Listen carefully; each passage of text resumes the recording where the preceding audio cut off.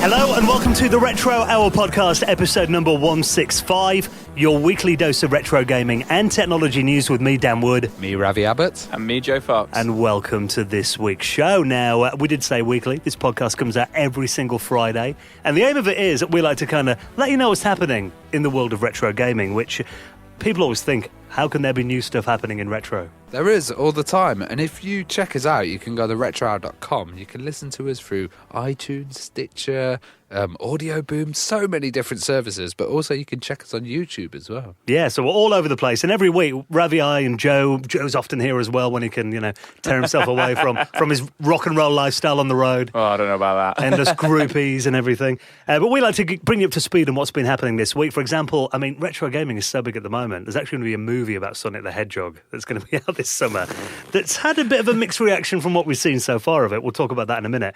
And also, the last Blockbuster store in the world. It's down to one. We'll talk about that in just a bit. And every week on the podcast, we bring you a special guest as well. Now, the guy we've got this week is really interesting. We met him at Play Expo in Manchester, didn't we, a couple of years ago? Yeah, I think this is the first comedian we've had on the podcast. And this guy is absolutely hilarious. He's John Robertson, and he's basically done a game called The Dark Room. So this game is based on a text adventure.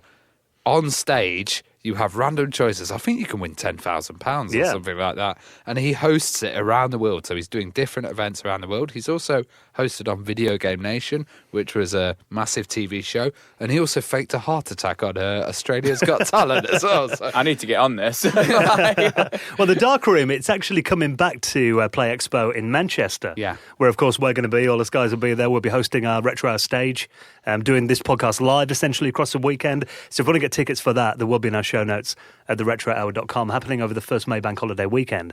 John's going to be there as well, doing the Dark Room live, but also it's not just a stage show. It started on YouTube, didn't it? Where it got really big, and now he's doing a video game as well. Yeah, so he's actually got a Steam game which is coming out. This interview is great because he kind of talks about those early text adventures and how unfair they often were as well. Because he plays a baddie in the game, actually, John, doesn't he? So it's a really interesting chat. Like I said, the first comedian we've had on, he's a really good storyteller. John Robertson from The Dark Room is going to be our guest on the Retro Hour podcast in around 15 minutes from now. If you love text adventures and those, remember those choose your own adventure stories? Yeah. Kind of heavily influenced by that as well. Now, before we get into that and the news this week, let's give a big mention to our favourite people, the people who allow us to continue doing the Retro Hour podcast for you every single week, allow us to put on events, keep the show going, get a flashy new website, all that studio costs. Exactly, yeah. So we really appreciate any help we can get, guys. That's just you, Joe, and your rock and roll lifestyle. Keep going back to that. How's the band going at the moment? It's all good, yeah. Apparently we're driving Ferraris and rock and roll lifestyle. Just don't tell your bandmates. Yeah, just me. There's kids ones from Mazda. Yeah, that's exactly what it is. Ravi and I don't drive a Ferrari yet, so that's why your help is appreciated.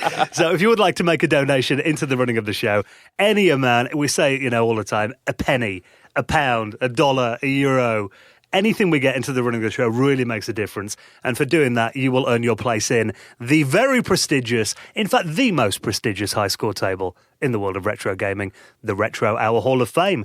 Like this week, Baltej Pandya, Matthew Casey, Kevin Lee, and Matthew Martin, who all made donations into the running of the show. And if you'd like to do the same, you'll find that link, little PayPal button, click on the supported section on our shiny new website at theretrohour.com.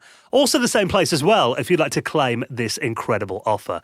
Now, I think it's fair to say, looking around the room, lads, we'll enjoy a swift little beer every now and then. Are you looking at my beer guts? I was literally about to say my belly does enjoy this. Beer and snacks. Is there a better combination while you're playing games? No, not at all. Which is why this week we're so pleased that our good friends at Beer 52 are back on board and supporting this week's edition of the Retro Hour podcast. Now, I think this is one of the coolest things we've ever given you a chance to get.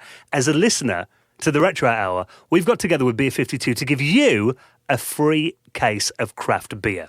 And snacks. And snacks as well. And a magazine, if you want to find out more about beer. Because I've been checking this out over the last couple of months. I signed up for this, got a couple. And it's really interesting looking through this magazine. I didn't realise how badly I wanted to be a beer connoisseur.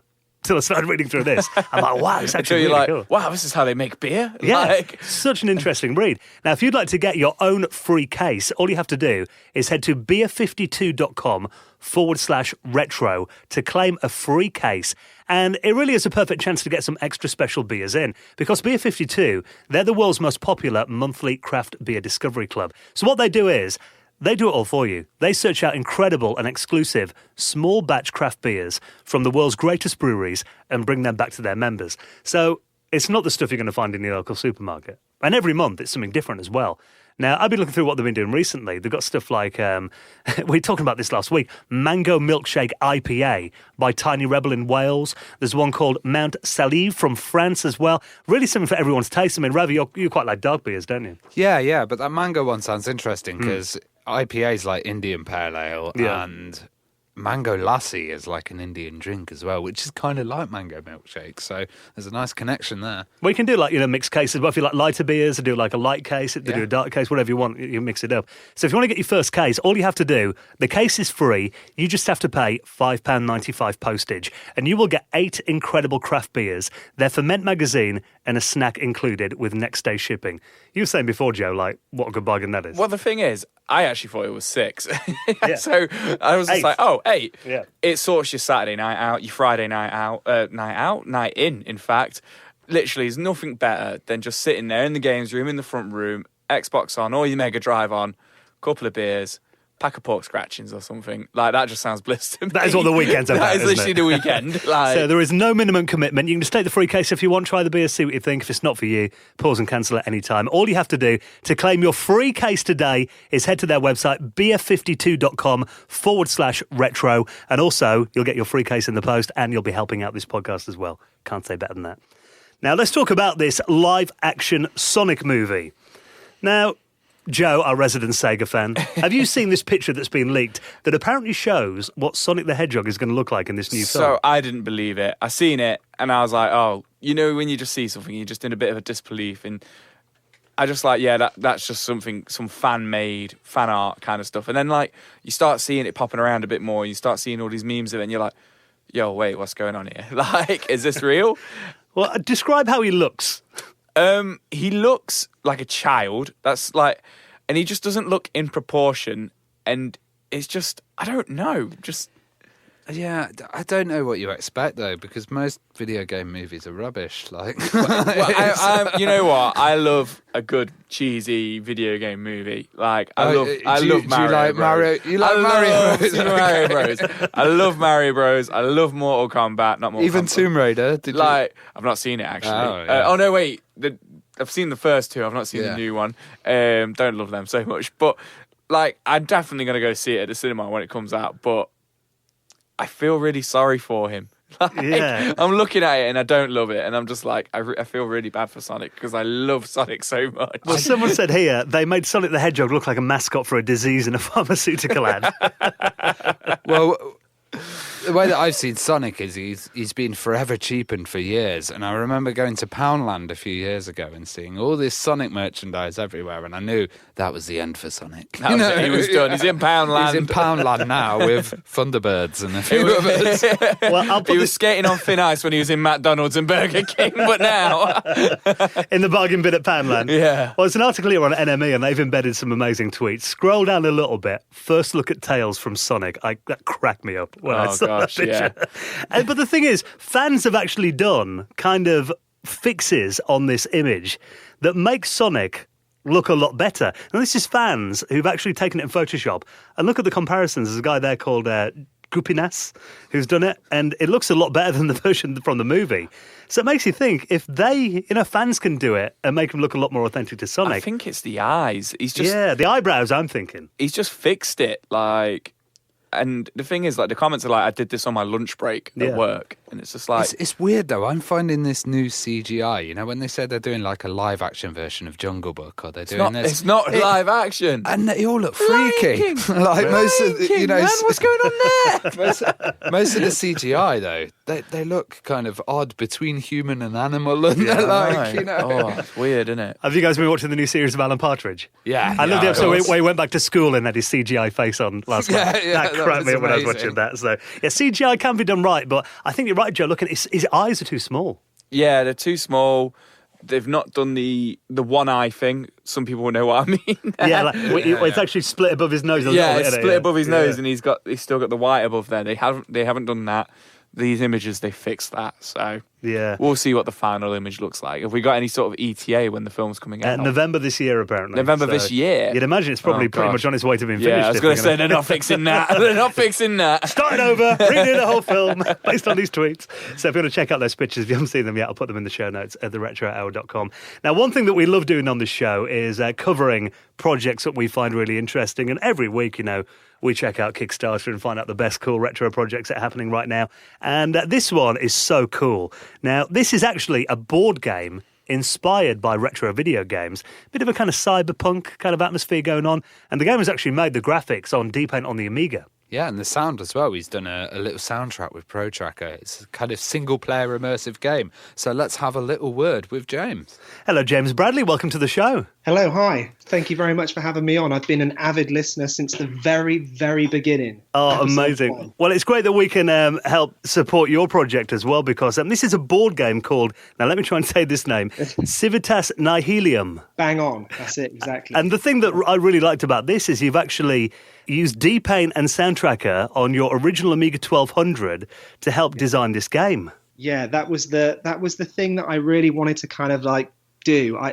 Ever since getting the Amiga back from my mum's loft about I don't know, maybe about 5 or 6 years ago, and like listening to your podcast and kind of consuming all the new retro content that's coming out there, I tried my hardest to learn BASIC or Amos through Amos the Creator and stuff. I really wanted to like make a game on the Amiga, and I just suddenly thought, you know what? Actually, what am I doing? I can use Photoshop. I'm sure I could learn D-Paint, and I'm sure I could do pixel art, and I'm sure I can do, like, I've done loads of stuff with FL Studio and things like that before in the past. So I got a copy of Music X, got a copy of Soundtracker Pro, got a new copy of, well, not a new copy of Deluxe Paint, but got a copy of Deluxe Paint, and just gave it all a go and thought, yeah, let's pretend I'm a graphic designer / board game designer in the early 90s, and let's see if I can make a board game.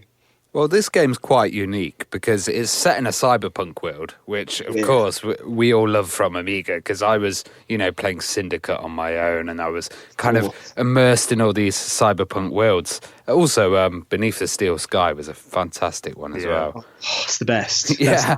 It's a brilliant game. What's the difference then, making a kind of solo game, and why did you decide to choose solo rather than a multiplayer board game? So that's a good question. Basically, I didn't know solo player for board games ever existed. It wasn't something that I ever really looked at. But I've got games like Twilight Imperium, Scythe, Cosmic Encounter, Anachrony, all the different types of risks that you can imagine, and my girlfriend at the time, this is maybe about sort of 3 or 4 years ago, she didn't want to play any board games ever, which was like massively like difficult for me, because like I get the itch to play a complex board game like pretty much most evenings, and I thought, all right, well, what is she into? Okay, she's into Lord of the Rings. I know what I'll do.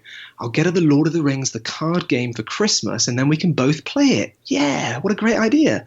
And the board game just stayed on that shelf for months and months and months and months and months. It never came off the shelf. And then eventually, when she moved out, the board game stayed there on the shelf. And I was like, oh. And then when I moved house, I like had the board game in my hand, and I noticed on the board game that it had for 1 to 2 players.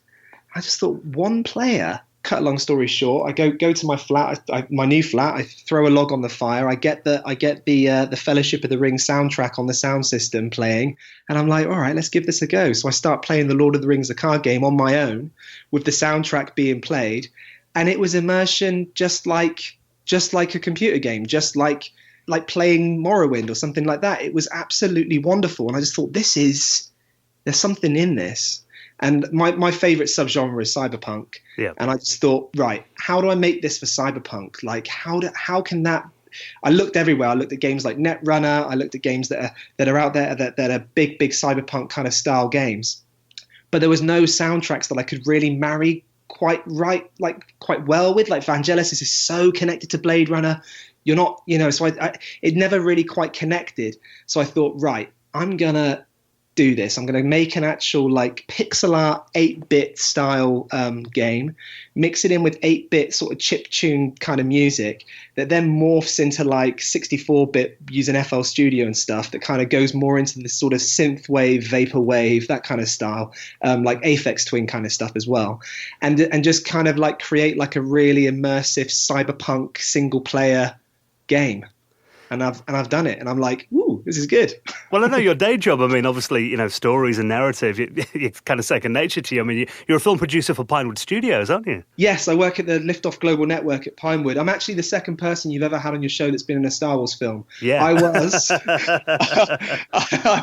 I was a stormtrooper in Rogue One, which is pretty cool. But they cut our scene, which is annoying. So like, I'm in the Blu-ray extras. But yeah, that's yeah, every now and then the lovely people at LucasArts are like, we need extras, and that's when the people in our office are kind of like sticking their noses out, being like, we'll help. Well, as we're pledging on Kickstarter, you always kind of get rewards, and you've got some pretty awesome rewards, including kind of a character creation day at Pinewood Studios, which sounds well good fun. Yeah, yeah, definitely. I mean, we've got Pinewood is a working studio, as you can imagine. So there's golf buggies driving around all the time. There's producers everywhere. You've got the Carrie Fisher building that's just been built up on the opposite side of the lot. You've got all the old stuff where all the Carry On films were filmed. You've got the garden where Mary Poppins and what's his name, the chimney guy? Dick Van Dyke. Dick Van Dyke. Yeah. You've got where they were prancing around at the beginning and stuff. You've got the gardens there. You're literally like, oh my god, it's this place. Oh my god, it's that place. The beginning of Eyes Wide Shut when Nicole Kidman and Tom Cruise walking past that big long mirror. That I like walk through that every day. It's pretty damn cool, and it's nuts. We've had a few people come over and like have a look at the office and stuff and look at where we're situated and everything, and they've always been blown away. And every now and then you get to see like a TIE fighter go past the window, or you get to see like Millennium Falcon like wrapped in tarpaulin, and like the tarpaulin like blows away, and you're like, oh, it's the Millennium Falcon. It's like, and they're shooting the new Bond now, or doing principal photography. So the sets are a lot more open, so you can kind of like have a little wander around, and it's quite cool. So we're offering that to people that pledge, that want to come and hang out in our little cinema that we've got at Pinewood, and do some character creation on the screen, and go through some bits and bobs so I can help them create their card, and we do a little unofficial tour of Pinewood, and it should be a really fun day. And it's no surprise at all to see that you have reached your goal already, with still 2 weeks left on it. But obviously, I imagine after hearing this, loads of people are going to be rushing to your Kickstarter to have a look at it. And I think it looks awesome as well. I mean, what does Civitas Nihilium mean? Okay, so it's a play on Latin. It's an idea that in this dimension, in the Civitas Nihilium 2D dimension, the Latin has kind of gone in a bit of a strange direction, but Civitas still means city, and Nihilium means nothing, so it's city of nothing. And that's a little insight into the kind of the way that the story sort of arcs within the game itself. There's several different story layers within the game, so while you're playing it, you get to see like, oh, the transhumanists, what's their agenda, and you learn a little bit more about them, and then you kind of learn a little bit more about the Glee heads that are like a narcotics gang. There's loads of different factions. There's cults that are like that are obsessed with the three-dimensional dimensions. There's people that are obsessed with kind of amortality, becoming immortal, and dudes like FM 2030 or like these big-time transhumanists that have come out of cryogenic suspension. It's all very, very, very geeky. And that's how we love it. Yeah, good. Well, James, it's incredible that you're doing this project. I mean, it looks so well made from what we've seen on Kickstarter, and we wish you all the best with it. We'll put a link in our show notes at theretrohour.com. Thank you for coming on, and keep up the good work.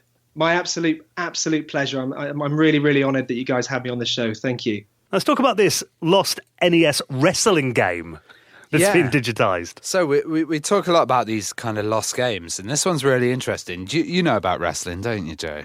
You're a little bit fan back in the day. I remember WWF. Do you know what UWC is? Well, no, I always thought WCW was the younger brother, but what's UWC was the placeholder name put in for WCW during the purchase in 1988. Okay. So this was a game that was given to a Nintendo employee because he was a fan of wrestling. So 30 years ago, he was given a copy of this kind of full-produced game. And then a YouTuber called Stephen Reese managed to get hold of the game.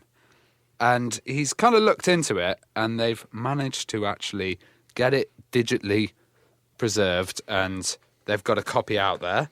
And they're saying there's lots of different things they've been able to add to it. So originally in the game, it didn't have title screen at the end. So no one actually got credit for this game. Right. So they've managed to add that in. They've started looking at stuff like crowd faces in the game as well. Yeah, they're trying to fix them because of they're pretty jaunty.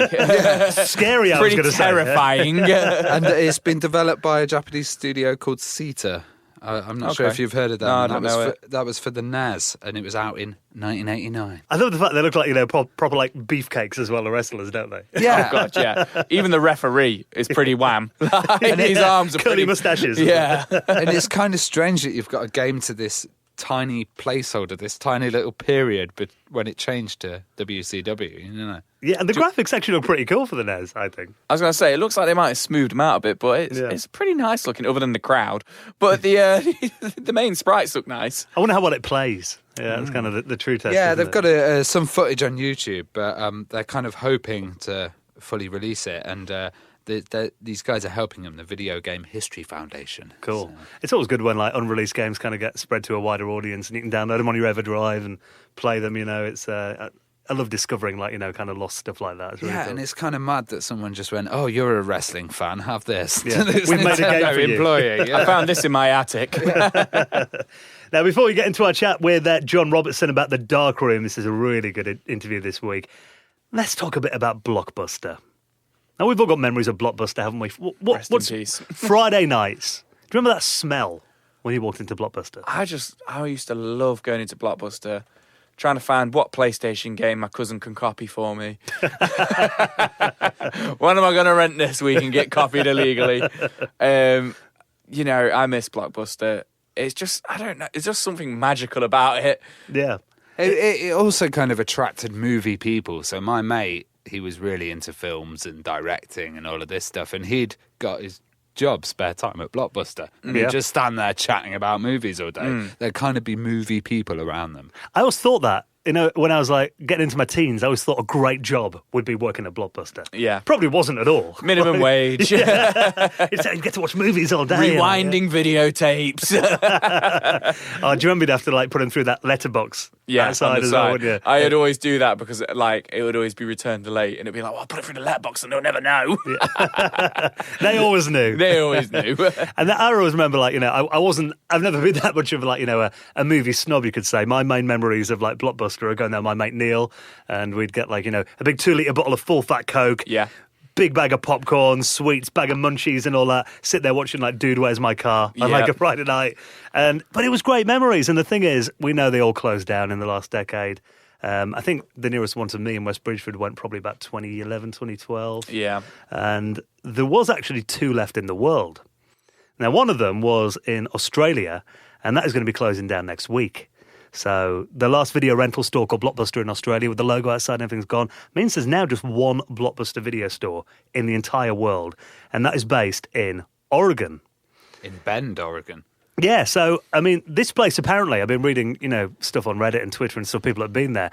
Apparently it's like a time capsule from 1998. Yeah, so they did a documentary on Vice about it. It's in the show notes, we'll add it. And they basically went to Bend and they looked at this last Blockbuster. Yeah. And they actually revealed some quite interesting things because there's no one from Blockbuster head office or anything. So how are they meant to get the new videos? Well, how do they? How do they get the new? She just goes to Asda and buys them. Oh, really? Walmart. So there's no head office or anything anymore. She just has. It's she just owns the Yeah. She's like a franchise store. Franchisee, and she's just I guess. still franchisee, and she's just. And they're saying in this. That's a labour of love. She was saying in the is. Vice film, she was saying, "Don't film me because I've got to go and buy these Blu-rays from Walmart and then list them up." But she still says, actually, with the algorithms at the moment on Netflix, you're getting a choice, but it's a curated choice. If you go there, you get a curated choice, but it's created by a human rather than a computer. Yeah. So it's a lot more kind of wider ranging, and they still had nice stuff like films of the month. and Yeah. stuff like that. Staff picks. Well, from what I've seen of it, it's essentially like a mom and pop kind of video store with a blockbuster name, isn't it? Yeah, but it's quite big. Yeah, and they seem to be doing okay.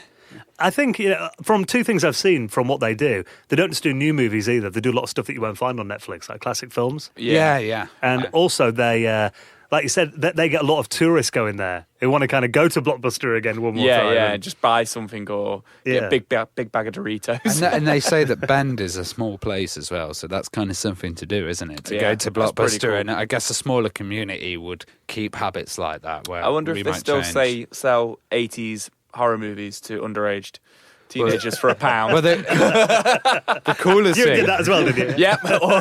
you can go in and get like a Blockbuster membership card. Yeah. and like wow. proper sign up and everything. Can I have it laminated, please? Long may it continue as well. I think that's really cool. The last one standing. There's been like hundreds of thousands of them in the world like 20 years ago. Mental. Yeah, I think they said in the video that there was 4 in that town originally, and like 1 left. There were, rest in peace, Blockbuster. Apart from this one store, stay open. From ever over, I want to go visit now. It sounds cool. So if you want to read about that and everything else we've talked about this week, I'll put all of those stories in our show notes at theretrohour.com. Now, before we get into our chat with John Robertson, just time to give a big thank you and a mention to our good friends at The Economist. Now, The Economist have been really big supporters of the Retro Hour podcast over the last few months, and we actually would like to give you a free print copy of The Economist for yourself. Now, The Economist is the smart guide to the forces impacting your world, and it's about a lot more than just economics and finance as well. It covers stuff like politics to business, science, technology, and even gaming as well. Now, we're reading this article that came out this month in The Economist. It's all about kids. It's kind of couch potatoes versus esports enthusiasts. Because it's kind of saying, if you're a parent and you've got, maybe a typical kid who comes home from school, hunched over their console, headset on, talking to friends, playing games, why not take them to a competitive video gaming event? Yeah, at least they'll be socialising. Yeah. Yeah, but also I think as games are kind of changing and more adaptive with technologies, stuff like VR is really making fitness levels go up. Well, they're talking as well about how big esports are now. And I mean, some of these, you watch them, they're in proper stadiums. They're actually done like something like, it could be like a wrestling championship or the World Cup or something. Oh, yeah. Huge. So League of Legends, Yeah. I saw one where they basically had a full training camp where they had these guys in China. They were sitting there every day, getting up, sitting in these gaming seats, gaming, but they also had like supplements. Yeah. So they were eating these kind of nutrients to get their fingers to go faster. I need to get my clicks quicker. Fingeroids. Yeah. Oh, man. But I mean, that event you mentioned then, League of Legends, they did one tournament where 100 million people were watching live. Yeah, it's absolutely insane. That's unreal. And, you're probably getting more viewers of that than you are some traditional sports. Yeah, boxing matches and stuff like that. So it's massive. So The Economist, teaches you stuff like this, lets you know what's going on in the world around you. And this world that we live in now, real facts and a trustworthy source is more important than ever. And they've been going over 170 years. So if you're the kind of person who never stops asking questions, you want to know why the world is the way it is, then definitely worth having a look at The Economist. Now, we've actually got a little offer for you here. If you claim this, you'll be really helping out the podcast as well. And you will get a free print copy of The Economist in the post. All you have to do is text the word retro and send that to 78070. So that's retro to 78070 for your free print copy of The Economist, the smart guide to the forces changing your world. Right then, that's all the news we've got for this week. There will be more on next Friday's show. And right now, let's get into our guest this week, the amazing John Robertson.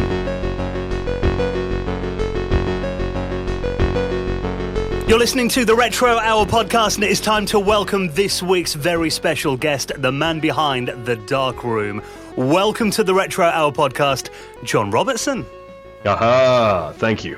What a joy. Well, John, let's get a bit of background on kind of where all this came from. I mean, I did read you were a fan of the fighting fantasy books. Well, the odd thing, actually, is I never saw a fighting fantasy book when I was a kid.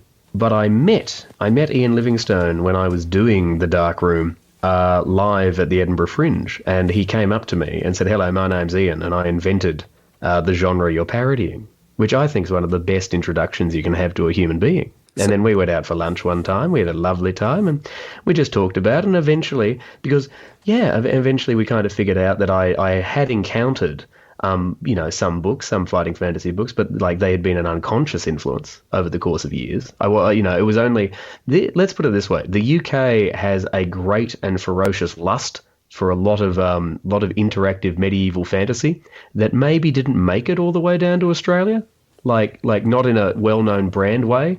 But then I was sitting there and I'm like, yeah, I don't know if I specifically played Death Trap Dungeon when I was a boy, but I remember being killed. So what systems and kind of what text adventures and games were popular in Australia? Well, now you're asking the wrong man to tell you what was popular. Because, I mean, in Australia, you've got to understand that text adventures were never popular, and the people who played them were roundly beaten with stones. Australia, when I was growing up, was a place for heterosexual people who surfed. But the games that I played, I found, like me and my mate Tom in year 5, we found a derelict computer in the storeroom behind our classroom, and we fixed it up, and we managed to get a game running that seemed to put you in a cave. But the best part about it was that it was faulty. And so anything you did would just slowly murder you. My favourite was read map, and then it would just say you grow weaker.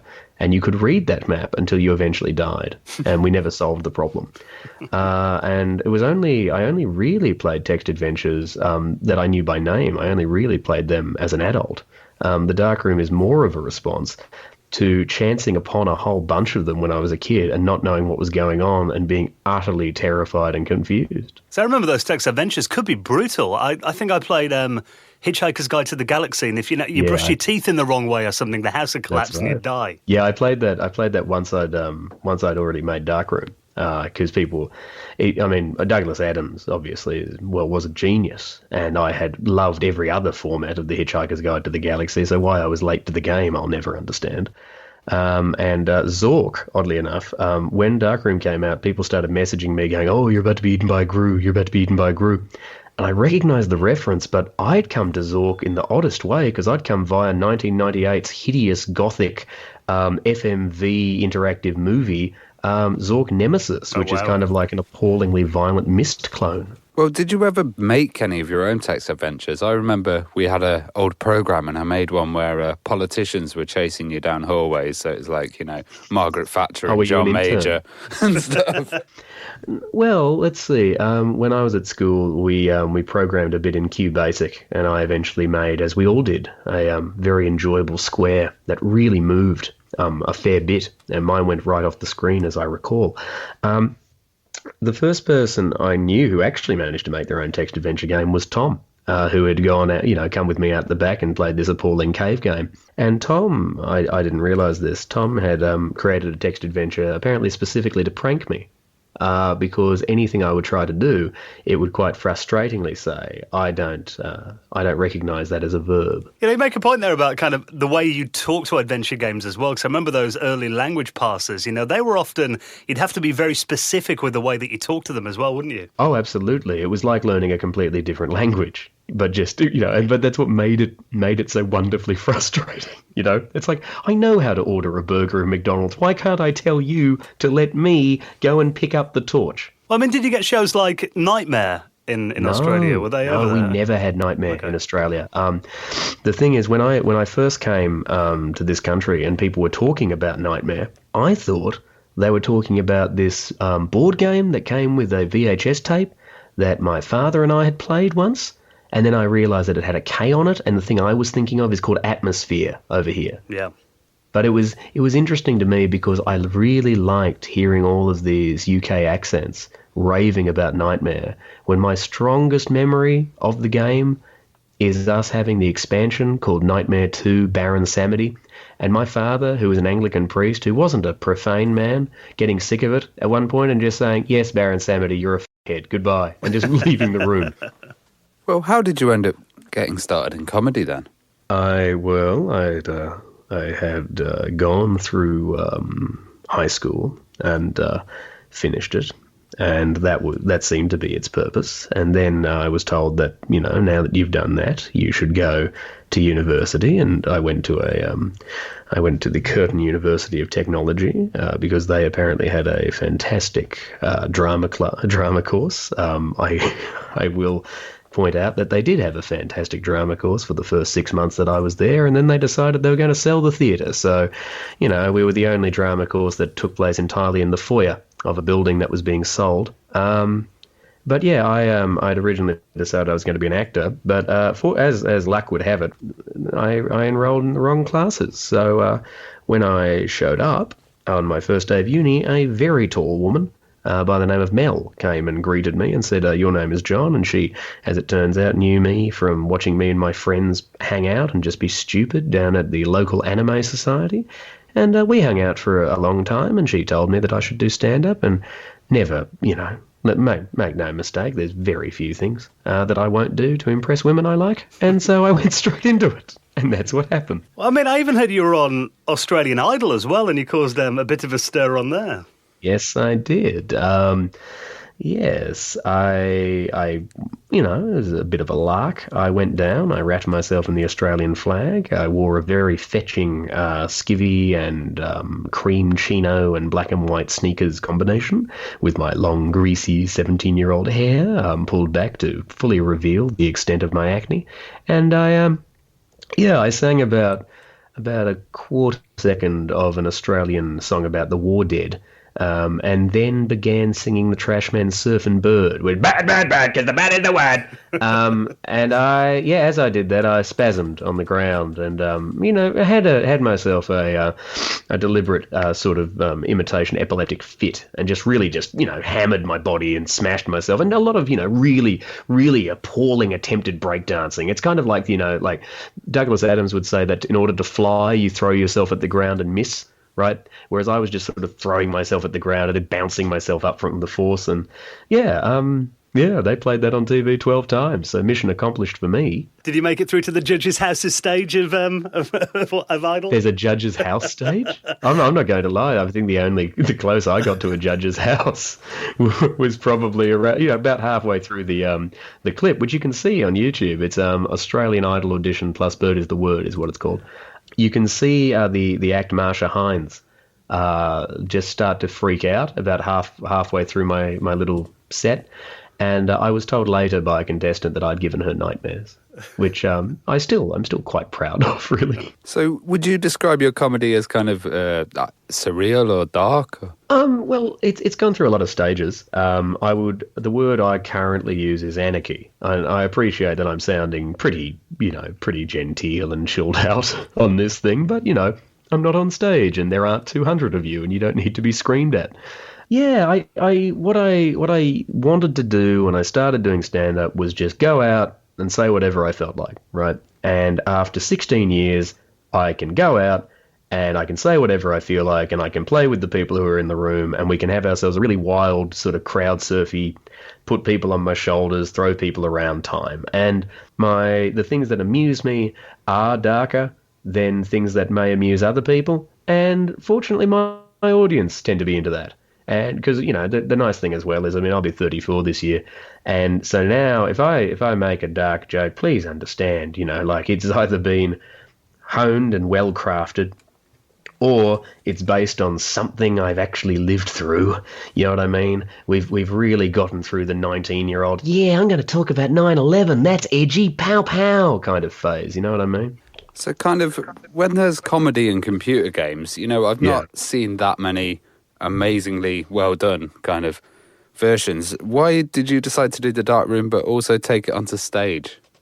We'd done really well.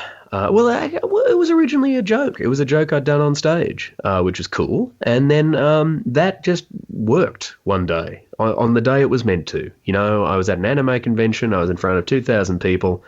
And they just lost their minds for this stupid little 5-minute routine, to the point that we turned off all the lights in the theatre and it became a 45-minute long just impro, It was great. And when I got home, people were sending me fan art of me in a dark room and all this stuff. It was super cool.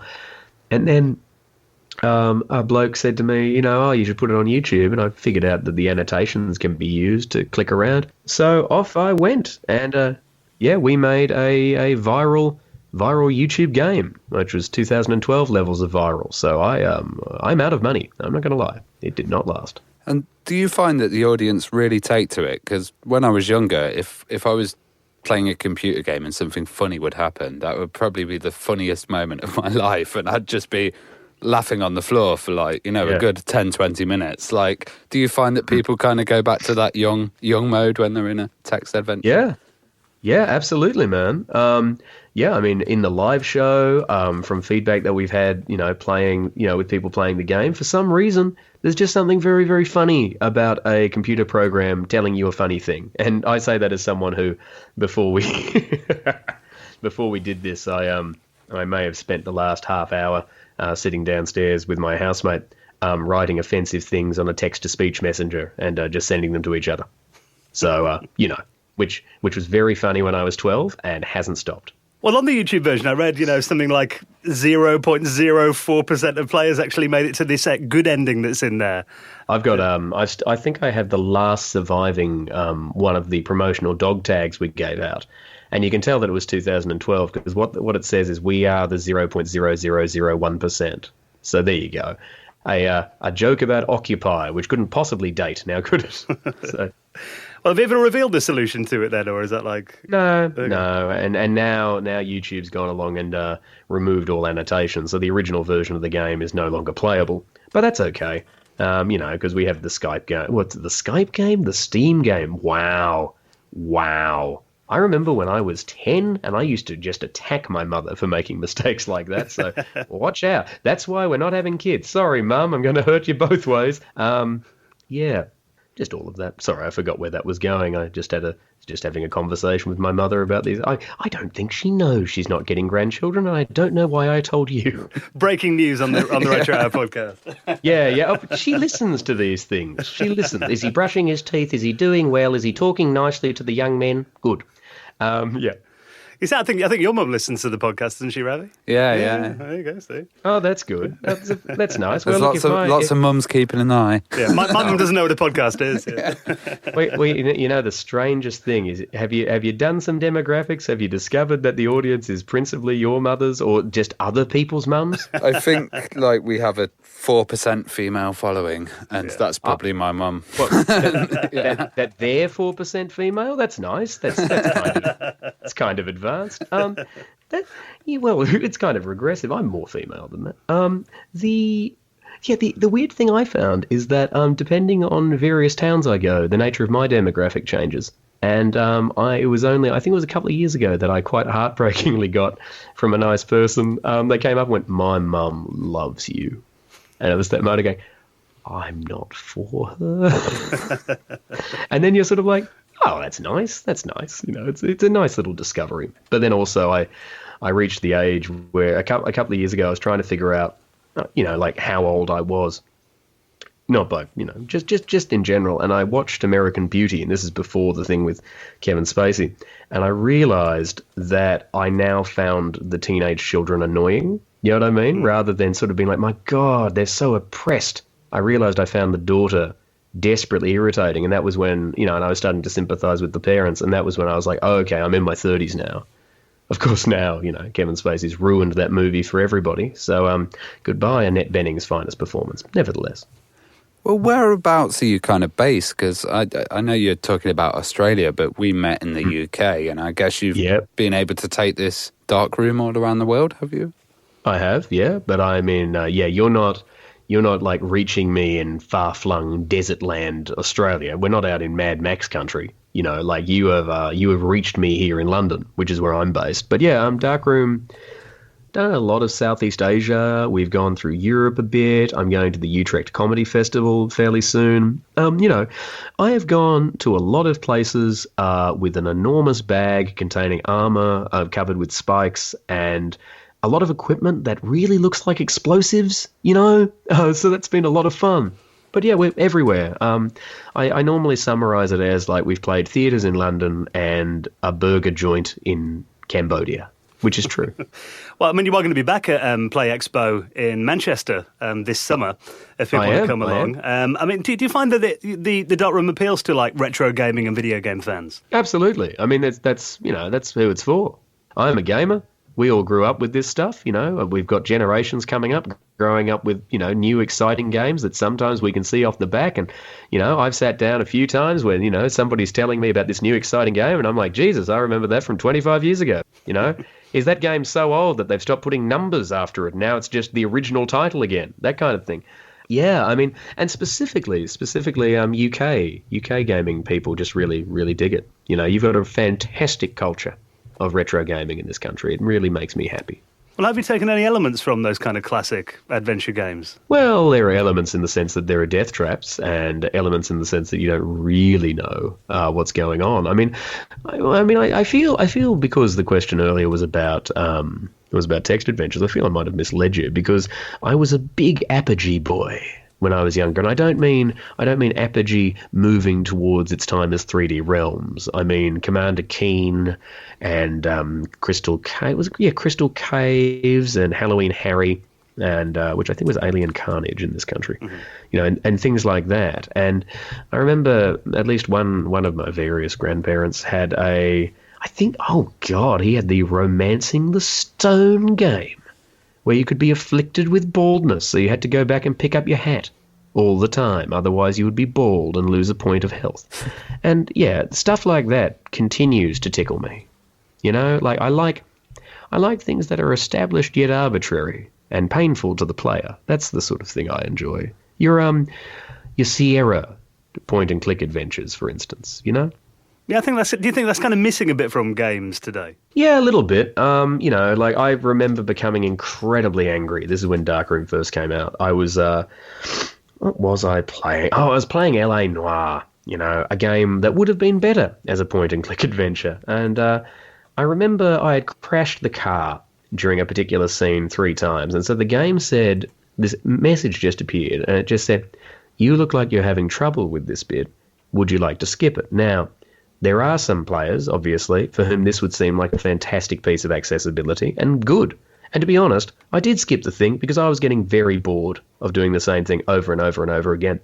But it made me a little angry because, for instance, say playing Police Quest, where you got in the car without examining all of the tires, the game is over, And it was my first time of being like, well, hold on, my generation did it harder than this generation that's coming in, which, bearing in mind that, 2 generations ago my family went to war, and then my, father was raised by parents who had gone to war, and so we're a little more brutal than perhaps we would have liked. And my generation can look at the generation beneath us and go, you think you know what's hard in video games. It was strange with me as well, because I'd play and you'd have restrictions on these games, like with point and click and kind of the Sierra games that you mentioned. Like Leisure Suit Larry, I remember one where you'd be on a blind date game, and you could type anything you want. So you could be like, "Oh, you're completely ugly, I hate you," and she'd be like, "Oh, nice, nice comments, Larry." And it was like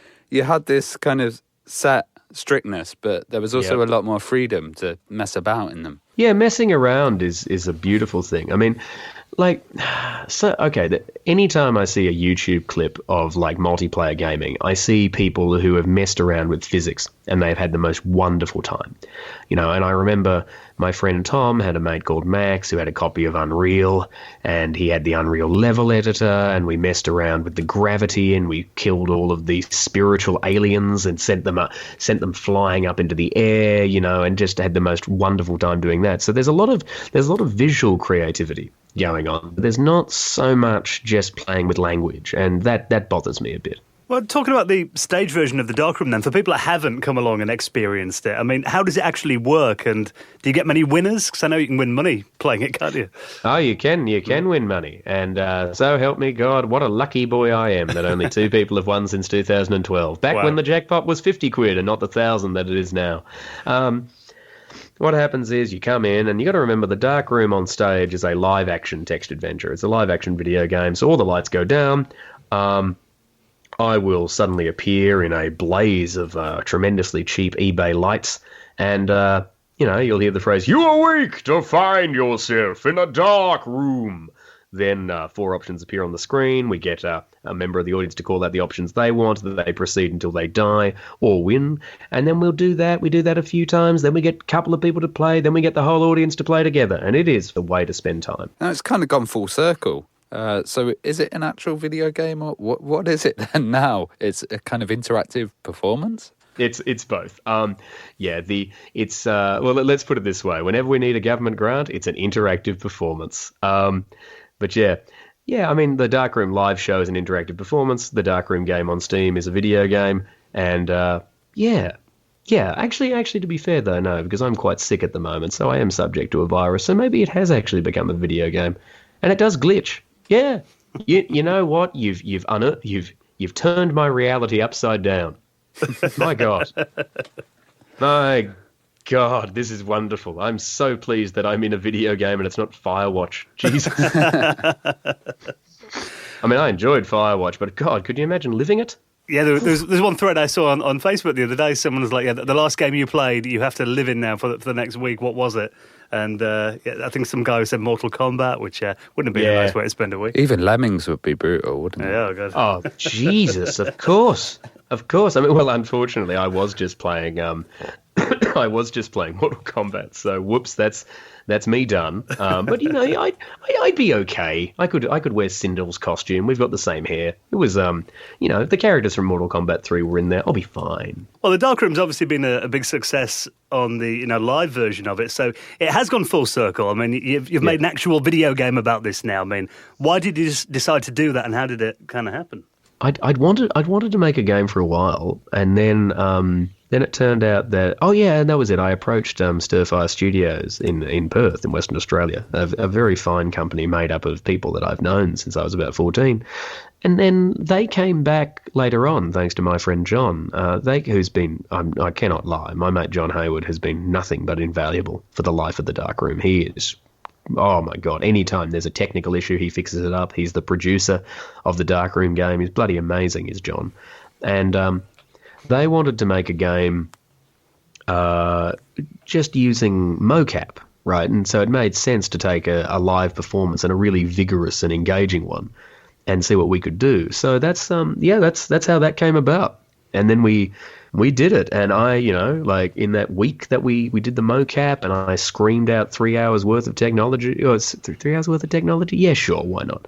3 hours worth of blood and thunder and all this stuff, I'm not going to lie, I ruptured myself. So that was fun. I'd like to thank the NHS for the hernia surgery I had just before Christmas. Is that when you get all those like little dots on your face, and you've got to kind of, I imagine it's a long process doing motion capture.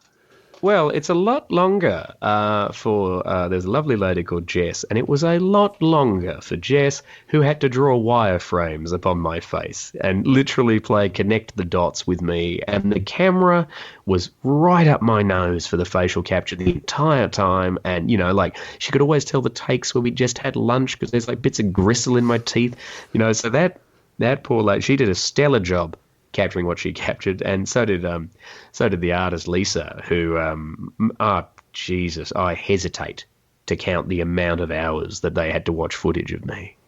I wrote the thing, I was only there a week. Those are the guys who really did the hard yards. And the graphical style of it as well, I mean, it kind of reminds me of, it's obviously a lot more high res than the games back in the late 90s, but that kind of aesthetic looks a bit like kind of N64 kind of era, a little bit kind of retro inspired. Yeah, it is. Well, that's exactly it. I got, this is a few years ago, I discovered that the company bio that had been written for me when I was working for a particular production company as a presenter described me as King of the 90s, John Robertson, which I think was meant to be an insult in some way, but at the same time, god damn, we were well served by video game consoles in the 90s. We had a stellar time.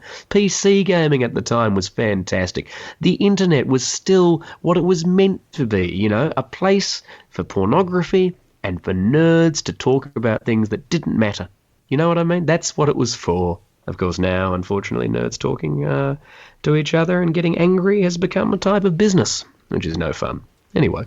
Well, how was the first part received by all the fans then? What was the kind of feedback? The feedback from the game, when it first came out, we got a bit of mixed feedback initially from two I don't know, like one reviewer and then another thing. But then we discovered, like, I read one of those reviews and I was just like, oh, he had managed to somehow play the first thing that came out and then got sent to press, but not the patched version that got played by actual people. Wow, I just referred to the press as not actual people. Wow, Trump, you're really doing a number on me. But yeah, people dug it, and then, like, best of all, like, the people who knew what it was have enjoyed it, and they find it faithful and interesting, and they're waiting for levels 2 and 3 to come out. And that's beautiful. Like, people have been nothing but generous and kind with us, and that's great. I mean, last time I checked, we had something like 96%. I mean, you never really want to do this, but we had 96% positive feedback from like 78 reviews and like 3 bad reviews. And the bad reviews are 2 people who didn't like the game, 1 person who it just doesn't work on their computer. And like, you can't ask for more than that. It's really gorgeous. And even as well, one thing about the Dark Room, and you have to understand this, if you play my game and you find yourself annoyed by it, and you write something to me that's mean or it's trying to be funny, or whatever, but it's just trying to be cruel, or the nice thing is the Dark Room has actually made it's accomplished its mission, which was to deeply irritate you. So I'm happy, like, I'm just sort of like, there we go, mission accomplished. Who's going to firebomb the studio? Mission accomplished. Well done. All right, yeah, and then ring the stir fire guys. You guys might want to move. Well, what can we expect from part 2 then? Are you already kind of working on that now?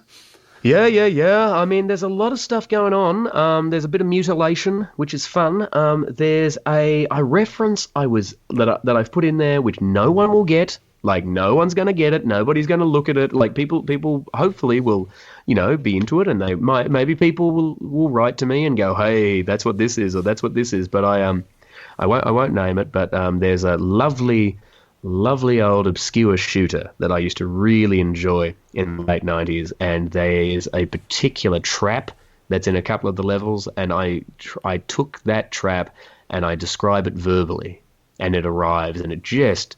Ooh, yeah. I mean, it's deeply violent. The graphics are probably going to undergo a deliberate downgrade.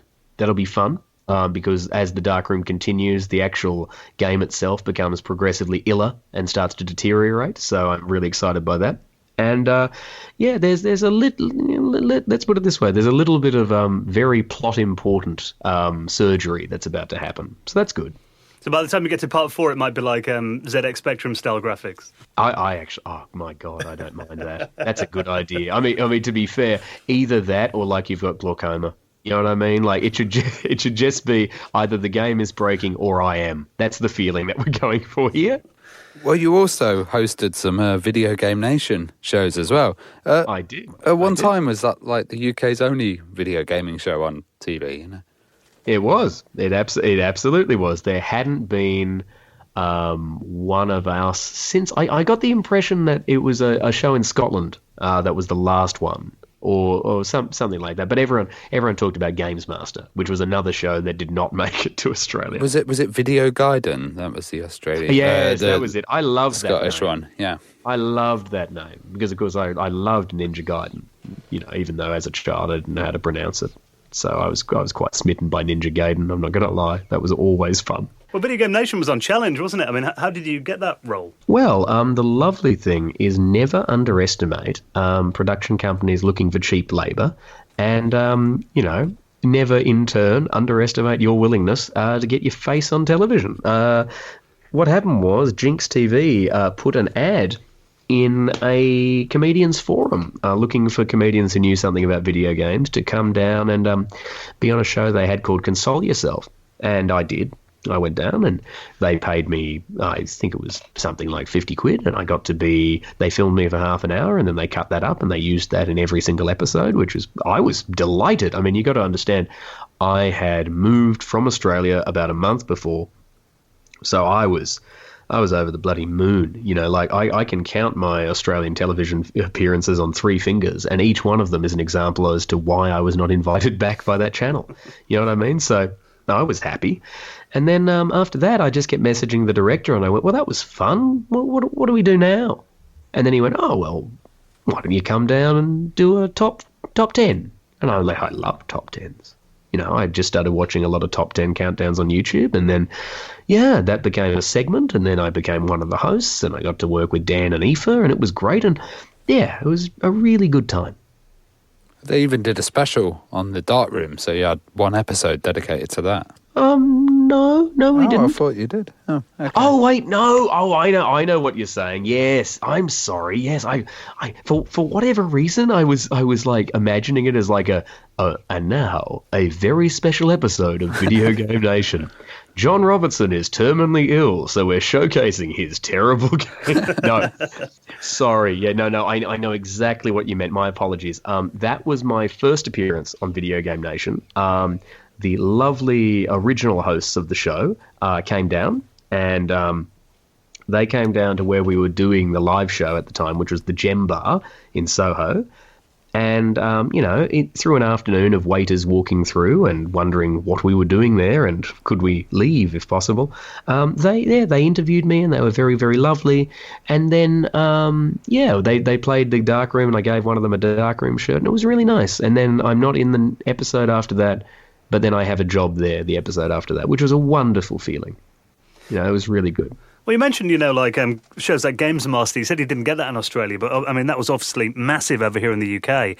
What was gaming TV like in Oz then? Was there actually any that you did watch back then? Oh, yeah. We had a few little shows. A lot of them made reference to gaming. Like, there was Amazing, which I look, just go watch it, all right? It's Amazing, which is very much like a low-budget Crystal Maze. Like, get rid of anything regarding, like the set, just pretty much destroy most of the set, make it a maze, and make children do it, right? Or think of it as like Nightmare, but with less graphics and none of the fantasy overtone. And it's hosted by a bloke called James Sherry, who was the first human being I saw on television who I wanted to murder at age 8, because I was like, no grown man should be that pleased to be anywhere at any time, is how I felt about him. But yeah, we had that, and they used to always play Super Nintendo games on television, which was a wonderful thing, because like when I see... because I remember when I was hosting Video Game Nation, and you would occasionally get a Twitter comment, which is somebody like, "Can we get real gamers on this show? He's not good at Halo." Like this kind of thing. But I remember being 9 years old and really having an opinion on the children playing Donkey Kong on the screen. You know what I mean? It was Donkey Kong Country is what they were playing, but I was always like, no, get on the Rhino, run straight through that thing. There's 50 bonus bananas in there. And for me, when I think of myself at that age, that's sort of exactly what I always think of when I read internet comments. I'm sort of like, oh, okay, you found an outlet for that, because prior to this, the outlet would have just been the empty room you were sitting in. Oh, what a shame. Or telling your mum, yeah. Yeah, exactly. Like, Mum, and then your mother would have said, I don't. And then maybe you could have gone and developed an actual human personality, but that's not important. We had, what did we have? Yes. Oh, this is my favorite. We had a show which was entirely paid for by Sega, and it only showcased games on the Mega Drive, and it was hosted by a guy called Muttley. And yeah, it was just like three kind of grungy looking, just like, seriously, like guys who looked like they'd fallen out of a minor Nirvana clone band, just kind of sitting around, just being like, hey, you know what's fully radical? Oh, Street Fighter 2 Champion Edition. And Jesus, it was good. I loved that show. It pretty much existed to advertise the Sega hotline, which you could ring up for tips, for 95 cents a minute. And I lost my parents a lot of money trying to find hints on that. Oh God, yeah, that was it, because I rented the game The Story of Thor. Did you ever play that? Beyond Oasis, The Story of Thor, which is this lovely simplistic Sega JRPG. But yeah, it was unlike anything I'd ever seen. And I remember ringing up the Sega hotline, and you had to get through, like about 3 minutes of listening to stuff before you even got to talk to a person. And I remember asking, oh, do you have any cheats for Beyond Oasis, The Story of Thor? And hearing this woman just kind of going through papers and papers and papers, and then she came back with, oh, we don't have anything for either of those. And At that point, even at the age of 8 or whatever I was like, I've picked an obscure game today, So you've been ripped off with a phone call. Oh, well, I hadn't been. Your parents. Yeah. Oh, mum was displeased, as I recall. But yeah, like that was pretty much it for gaming on Australian TV. I mean, every kid show felt obliged to include it at one point or another, and we had all of the Sonic the Hedgehog animated series and all of the Super Mario animated series. So lots of advertising, very little criticism. So the perfect seller's market. Well, I mean, do you think it's kind of missing from mainstream TV today, or do you think it's not needed? I mean, I always think it would be nice to see more gaming on, mainstream television. I think absolutely it'd be better to see more gaming on mainstream television. I mean, they've been stupid, because television as we understand it, and what I used to, romanticize heavily was turning on the TV at a particular time to watch a particular thing. I have a distinct memory of planning my evenings around when The Simpsons was on, that kind of thing, right? And that's going away, and has been gone for a long time. There's a generation coming up that don't really watch television, not at one time. They watch it on a catch-up form, whatever it is, however they decide, right? And television's reluctance to embrace gaming is deeply stupid to me, because it'd be like the controllers of the BBC in the 60s hearing that this rock music was popular with the children and deciding, well, let's just never do anything. Let's never do anything at all. It'd be like, whoever made the old grey whistle test going, no, I think jazz was probably where it ended. We don't need more. You know what I mean? Like, you have to, when there's a new audience coming up and they're into something, you have to embrace that. And if you embrace it well enough, you'll end up owning and controlling it.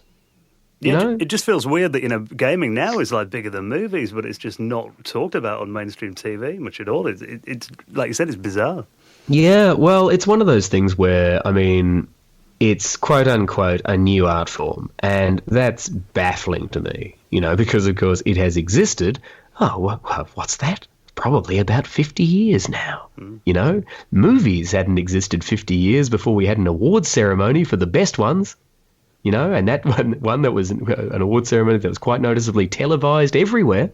Yeah, I think some of the reluctance towards it is just, well, it becomes an art form that not the appeal of it can be difficult to understand, because the appeal is evident.